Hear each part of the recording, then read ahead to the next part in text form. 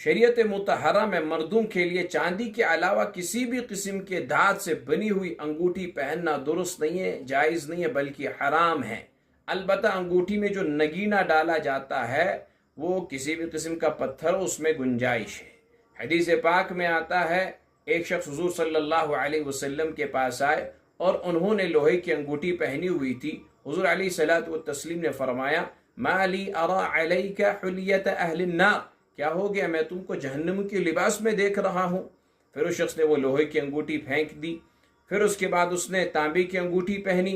حضور علیہ الصلوۃ والتسلیم نے فرمایا ما لی اجد منک ریح الاسنام، کیا ہو گیا، میں تم سے بتوں کی بو محسوس کر رہا ہوں۔